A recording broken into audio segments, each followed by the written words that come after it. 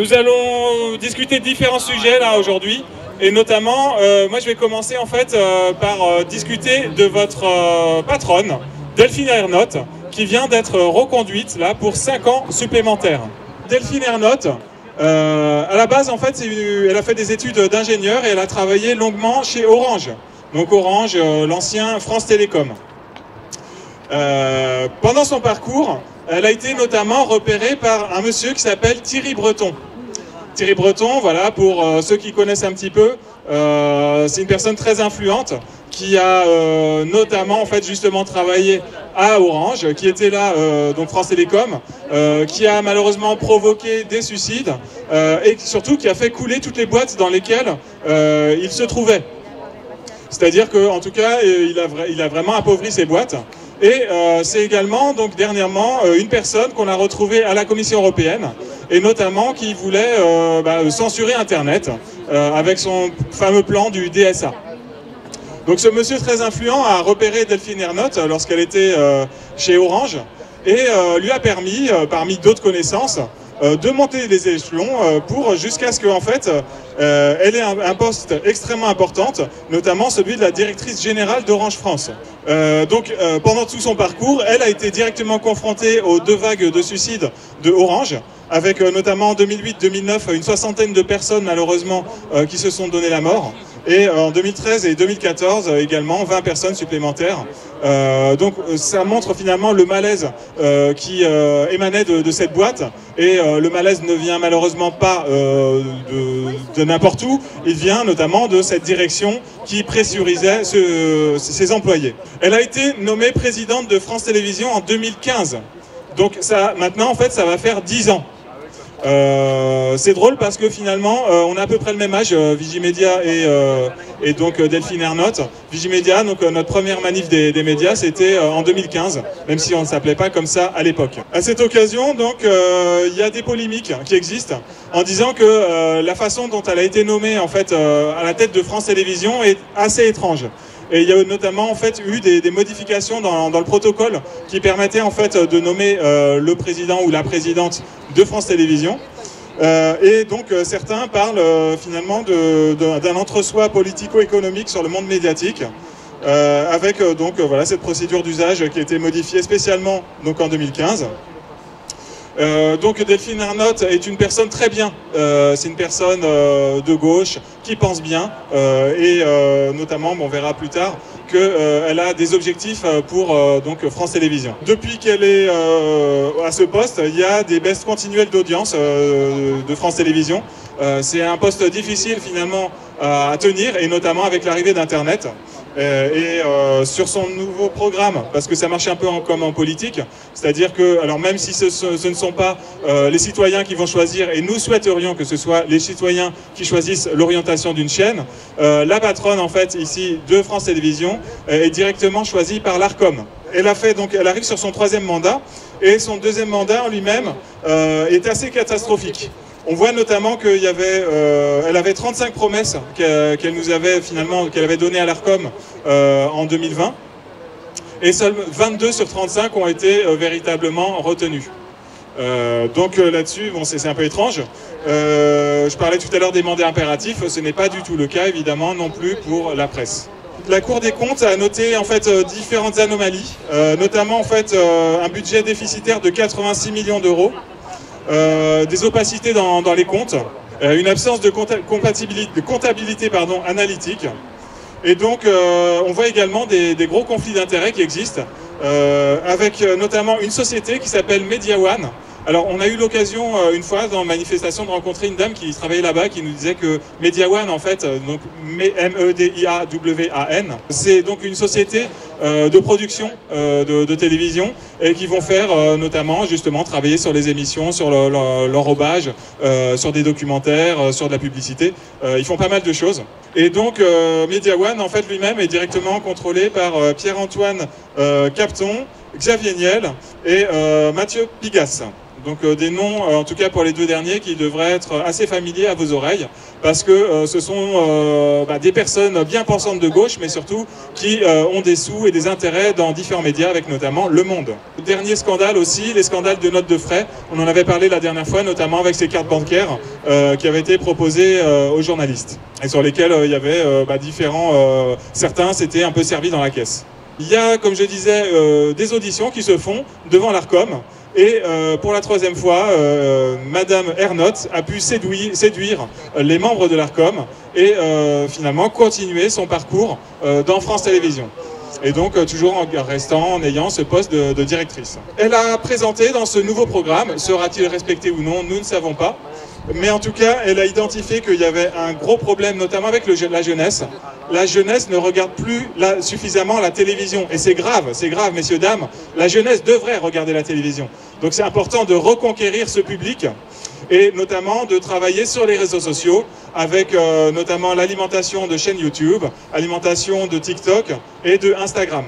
Donc ça, c'est une volonté finalement d'être présent sur les réseaux sociaux pour que la télévision française publique finalement ait un impact aussi sur la jeunesse. Elle a également un deuxième point qu'elle a développé, c'est l'intelligence artificielle. Elle considère que France Télévisions devrait être plus productive encore. Donc on en revient finalement à cette position qu'on voyait déjà chez Orange, cette volonté de rendre les employés toujours plus productifs et notamment de s'emparer de l'intelligence artificielle. Alors j'en parlerai peut-être un peu plus tard, l'intelligence artificielle, c'est un vrai phénomène de société. Là, ça fait 1 an et demi qu'on baigne dedans. En tout cas, le grand public commence vraiment à baigner dedans. Ça arrive partout et c'est véritablement en train de faire peur à beaucoup de personnes par rapport à leur emploi, tout simplement. Et ce ne sont pas forcément les emplois entre guillemets les plus bas, les moins qualifiés qui sont touchés. Et le monde de l'information, le monde des journalistes devrait vraiment se méfier de ceci. Et on voit que les patrons de presse sont là en train de faire justement beaucoup d'investissements dans l'intelligence artificielle. On avait vu notamment Le Monde qui avait fait un partenariat avec ChatGPT.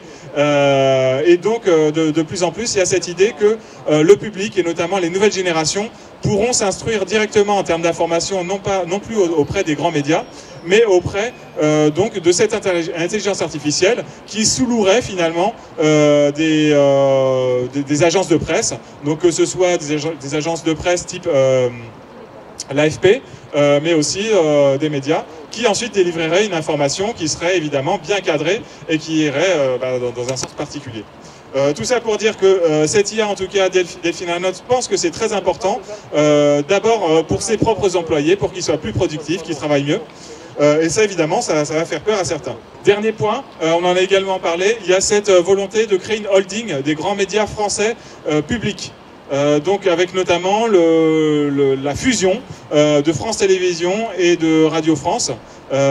France 24, enfin en tout cas le groupe Radio France Monde avec France 24, mais en tout cas eux se sont retirés. Mais il y a cette volonté finalement de tout rassembler, de créer un très gros groupe d'information publique. Donc évidemment, certains s'en plaignent, et notamment des syndicats, avec la CGT qui s'est bien exprimée là-dessus, en disant que ce qu'elle propose, c'est un projet extrêmement violent et hostile aux salariés, qui pourrait donc leur être fatal pour certains, en tout cas par rapport à leur métier. Il parle d'absence d'empathie également, donc on retrouve souvent malheureusement ces chefs d'entreprise qui ne comprennent pas ce qui se passe dans les cales, en tout cas de leur bateau, qui ne connaissent pas forcément le travail des petites gens de leur entreprise. Et donc Madame Delphine Ernotte ne semble pas trop se soucier du bien-être de ces journalistes. Ils ont peur, donc ces syndicats, notamment de réduction des effectifs, de la perte des possibles congés, des congés peuvent avoir ces journalistes. Et sachant qu'il n'y a pas que des journalistes qui travaillent à France Télévisions, il y a beaucoup de personnes qui travaillent dans la technique, jusque simplement aux personnes qui vont assurer la sécurité, qui vont assurer la propreté des lieux. C'est une entreprise, une grande entreprise. Il pourrait y avoir donc une remise en cause avec des automatismes sociaux, donc notamment avec l'indexation par exemple des salaires qui devrait augmenter au fur et à mesure de la carrière, et ainsi de suite. Évidemment, l'utilisation de l'intelligence artificielle dont je parlais tout à l'heure fait extrêmement peur, qui est évidemment une menace directement sur l'emploi des personnes, mais qui est aussi en fait repérée comme une menace des rapports humains qui pourraient exister dans une société. C'est vrai qu'autrefois, cette intelligence artificielle, elle était directement faite par des personnes, et lorsqu'on échange avec des personnes, quand on va demander une tâche, en fait, il y a toujours des informations un peu à côté qui vont et qui permettent d'avoir plus d'informations que simplement celles qu'on a demandées. Donc voilà, il y a ça. Il y a une crainte évidemment sur l'opacité de la holding, donc cette idée de rassembler ces différentes Radio France et France Télévisions. Et évidemment, une observation, là, depuis notamment son deuxième mandat, autant le premier mandat, il s'est plutôt bien passé, semble-t-il, et depuis le deuxième mandat, il y a vraiment une visibilité de cette dame, comme quoi elle serait de plus en plus rigide et verticale, et donc ça ne cesse finalement que d'augmenter. Delphine Ernotte, tout le monde ne la connaît pas. Donc bonjour Madame Ernotte, j'imagine que vous êtes extrêmement fière de ce troisième mandat. Oui, oui, je suis extrêmement fière en effet. J'ai fait du bon travail, donc j'ai été bien récompensée. Merci beaucoup. Oui, nous pouvons aussi dire merci à vos amis. Je sais que vous avez des amis très haut placés qui vous permettent d'assurer ce poste magnifique. Donc voilà, c'était le petit portrait de Delphine Ernotte, la patronne de France Télévisions, qu'on va devoir encore endurer 5 ans, à moins qu'il se passe des choses entre-temps, on ne sait pas. Donc voilà, encore une fois, nous, Français, nous, citoyens, nous considérons que ce grand bâtiment, et je crois que c'est 2,5 milliards d'euros par an, France Télévisions, nous souhaiterions que finalement ce soit la population qui puisse de façon démocratique guider plutôt que d'avoir finalement une personne qui est nommée par ce petit comité qu'est l'ARCOM. Et donc s'il y a des journalistes qui sont présents, donc on aimerait bien échanger avec eux pour savoir si eux se sentent oppressés. Je lirai aussi tout à l'heure un texte de syndicat justement qui a été fait, qui montre finalement cette pression finalement que malheureusement beaucoup d'employés ont aujourd'hui dans cette société. Mais j'ai quand même une pensée émue pour Anne-Sophie Lapix, qui a été remerciée, qui va être licenciée après un dur labeur au JT de France 2. Donc malheureusement, elle ne fait pas l'affaire. Elle aurait dû peut-être faire comme ça. Sa camarade de CNews, Laurence Ferrari, qui a reçu un prix récemment pour avoir bien fait son travail, avoir défendu de manière inconditionnelle Netanyahou. Donc si elle avait fait comme ça, elle aurait été récompensée. Mais non, non. Bon, après, on va pas non plus dire que Anso, pour les intimes, a fait non plus aussi correctement son travail. Puisqu'a priori, on lui reproche des baisses d'audience du journal. Donc en tout cas, voilà, Anne-Sophie va falloir se reconvertir. Donc elle va devoir prendre sa carte au Pôle emploi, à la NPE. Donc je ne sais pas, qu'est-ce que vous proposez comme reconversion professionnelle à Anso? À votre avis, qu'est-ce qu'elle pourrait faire? Il faut qu'elle s'entraîne à l'appellation. Il semblerait que... Mais je crois, elle n'avait pas fait du twerk à un moment donné, Anso. Je crois qu'elle avait un peu twerké, donc peut-être qu'elle pourrait se reconvertir. Elle avait l'air d'avoir un magnifique déhanché, donc voilà, peut-être, je ne sais pas. C'est une supposition. Voilà, supposition, exactement. Avez-vous d'autres idées de reconversion professionnelle pour Anso? Ah oui, c'est vrai que c'est la crise, c'est la crise. Voilà, en tout cas, une pensée émue pour elle. Elle peut joindre le militantisme Vigimédia, par exemple. Exactement, elle peut rejoindre les rangs de Vigimédia, il n'y a pas de souci. Si elle est vraiment fâchée contre sa direction, voilà, c'est jamais trop tard en fait, pour changer de camp. Voilà. Les médias des oligarques servent la soupe des oligarques.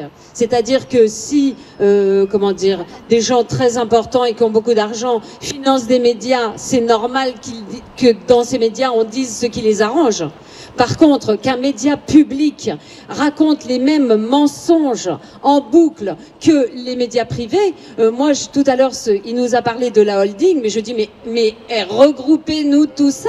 Pourquoi on paierait des milliards pour avoir la même soupe de mensonges de France Télévisions à tous les médias, privés? Je veux dire, ça suffit de dépenser ce pognon de dingue pour entendre la même soupe de mensonges du matin au soir sur tous les médias.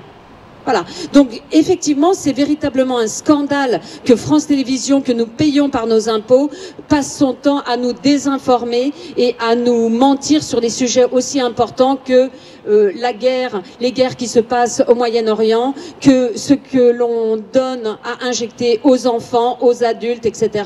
Donc, moi, personnellement, je ne pleure pas pour Anso et je ne pleure pour aucune de ces personnes-là. Et je dirais que si nous n'arrivons pas à les juger de notre vivant, on espère bien qu'une justice immanente réglera leur cas. Parce que pas de pitié pour tous ces menteurs qui mentent et qui désinforment la population à un point que nous passons notre temps à essayer de chercher des véritables informations, nous ne pouvons plus entrer en contact avec les autres parce qu'ils sont tellement gavés de mensonges qu'il n'y a plus d'interstice pour être en rapport avec eux. Et c'est très triste. Ce sont les médias qui nous ont divorcés de nos familles, de nos amis et de toute cette population avec laquelle on aimerait pouvoir communiquer et avec laquelle on ne peut plus. Honte à eux. Journalistes, reprenez la parole. Chez France Télévisions en particulier, à la rédaction nationale, la très grande majorité des journalistes a appris à se taire. Le plus souvent par crainte de se faire mal voir en exprimant un désaccord sur telle ou telle décision éditoriale ou organisationnelle. Être mal vu, estampillé, rebelle est synonyme de mise à l'écart. Belle mission en France ou à l'étranger, des magazines, des spéciales et bien sûr du 20h. On peut le comprendre, se retrouver juste bon à enquiller micro-trottoir et séquences à tourner en 2 heures, ça calme les envies de l'ouvrir. Il y a quelques années, un chef de service de France 2 avait mis en garde ses ouailles jusqu'au moment où de la fusion des rédactions nationales. Attention à ne pas vous faire contaminer par les bleus, avait-il été jusqu'à écrire. Que voulait-il dire? Quel virus les journalistes pouvaient-ils attaquer à cette époque? À cette époque, le soir 3, le 19-20, cantonnait le 12-13 aussi, preuve de la qualité du travail fourni par les équipes. Le virus tant craint, c'est justement la liberté de parole, cette liberté de regard critique face aux injonctions et aux décisions de la chefferie. Nous revendiquons la liberté de débattre et d'interroger systématiquement ce débat qui n'existe plus à la rédaction nationale de France Télévisions. Prenons un exemple.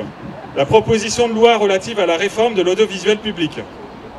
Cela pourra paraître secondaire par rapport aux actualités planétaires et aux préoccupations prioritaires nationales, sauf que toute la presse en parle, sauf nous.